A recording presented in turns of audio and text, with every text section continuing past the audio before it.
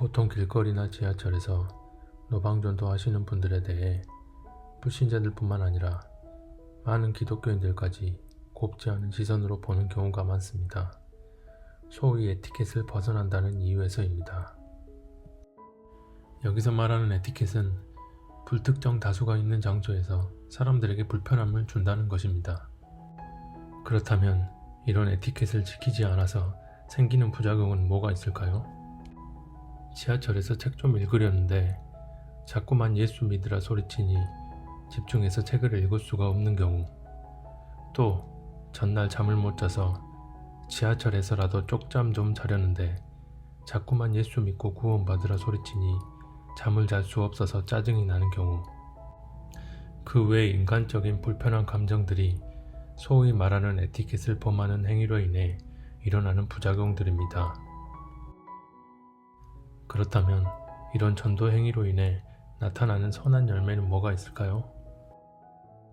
회사가 부도나고 빚더미에 앉아 처자식도 제대로 못 돌보고 괴로움에 지쳐 인생을 포기한 어떤 사람이 자살을 심각하게 생각하고 있던 차에 지하철에서 예수 믿고 구원받으라 소리치는 전도자의 작은 복음 전도지를 받아들고 죽기 전에 지푸라기라도 잡는 심정으로 전도지 내용대로 영접 기도를 하고 주님께 간절히 기도하게 됨으로써 성령 받고 그 이후 거듭난 삶을 살게 됐을 때, 앞서 본 부작용은 흔히 말하는 에티켓의 문제, 즉 육의 관점에 해당하는 것이고, 선한 열매에 의해는 죽을 위험에 처한 한 생명을 살아나게 한 영의 관점에 해당하는 정작용입니다.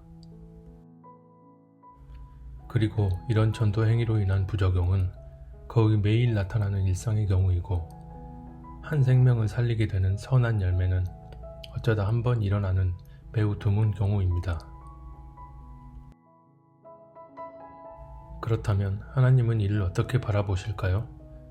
사람들을 불편하게 하는 그런 부작용으로 인해 그 전도자를 책망하실까요? 아니면 그렇게 전도하면서 한 생명을 살린 그 전도자를 칭찬하실까요? 우리가 분명히 알아야 할 것은 하나님의 관점은 인간이 생각하는 그런 육의 관점이 아니라는 사실입니다. 하나님의 관점은 99마리 양들을 버려두고 잃어버린 양 한 마리를 찾아 헤매이실 만큼 한 생명을 귀하게 여기시는 관점입니다. 육의 관점에서 보면 이처럼 어리석은 행동이 또 있을까요? 그렇게 본다면 우리가 이런 행위들을 어떤 관점으로 바라봐야 할지 답을 내기가 그리 어렵지 않습니다. 하나님의 소원은 단 한 사람이라도 더 당신의 나라로 인도하는 것입니다. 육에 국한된 이 땅에서 만사형통하며 사는 게 아니라 현실에선 좀 힘들고 고되더라도 주님과 동행하는 삶을 살다가 주님 나라에서 영원을 함께 누리는 것입니다. 그런데 불신자들이야 그렇다 쳐도 믿는다는 이들이 눈에 보이는 육에만 집중되어 있기에 하나님의 관점이 아닌 사람의 관점으로만 판단합니다. 만약 저런 전도 행위가 하나님 보시기에 잘못된 행위가 되려면 육의 관점에 의한 부작용이 아니라 영의 관점에 의한 부작용이 있어야 합니다.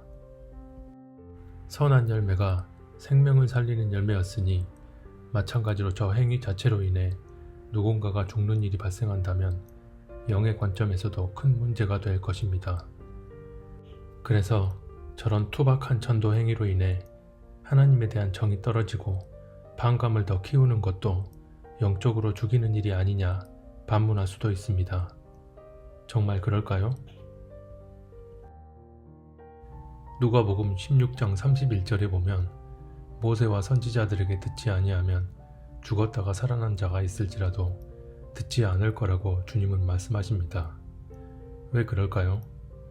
이건 애초부터 마음의 문제이지 어떤 방법의 문제가 아니기 때문입니다.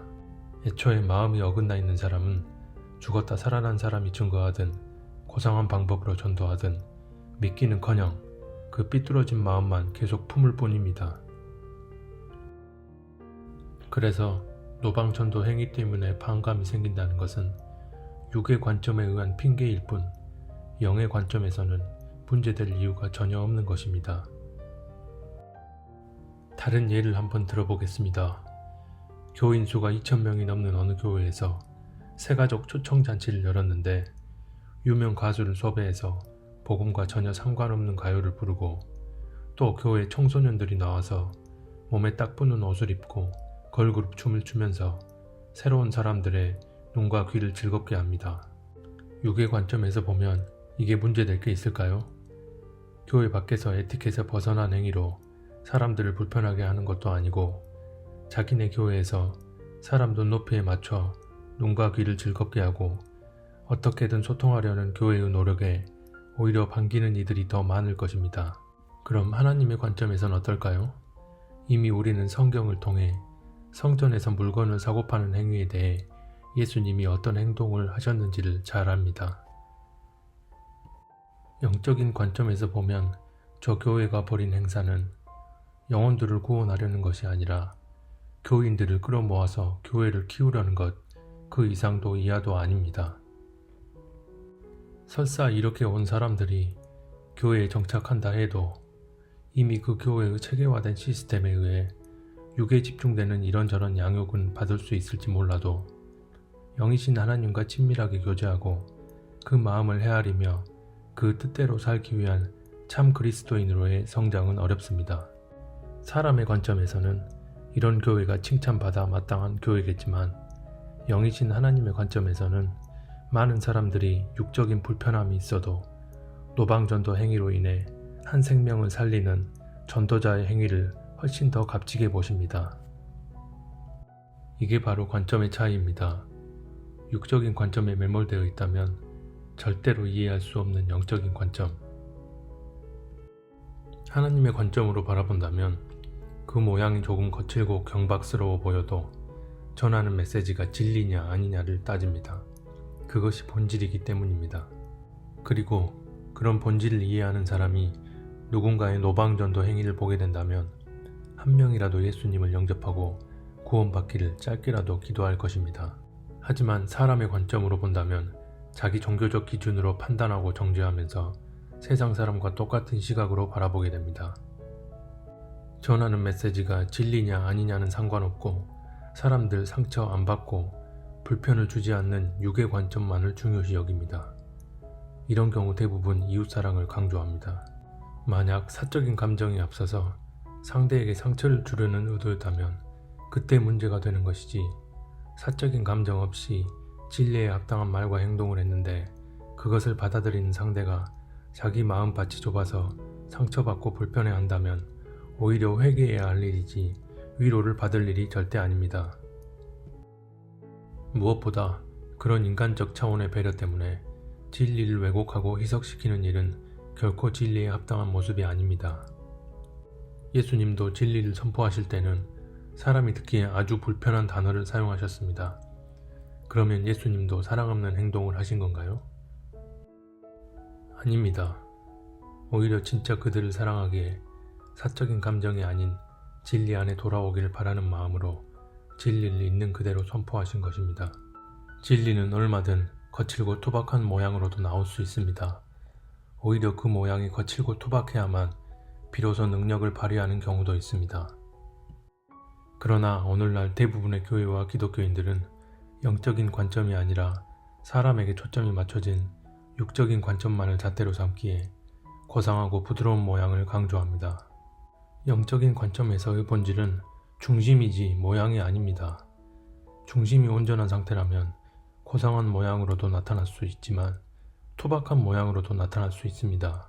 외적인 모양이 어떠하든 중심이 온전하고 그 안에서 100% 진리가 선포될 때 열매는 반드시 나오게 되어 있고 그 열매를 하나님이 기쁘게 받으십니다. 하지만 그 본질적 잣대를 100% 진리냐 아니냐에 두지 않고 사람 상처받냐 아니냐, 불편함 주냐 아니냐에 두게 될 때 타협이 시작되고 배도의 문을 열어주는 시발점이 됩니다.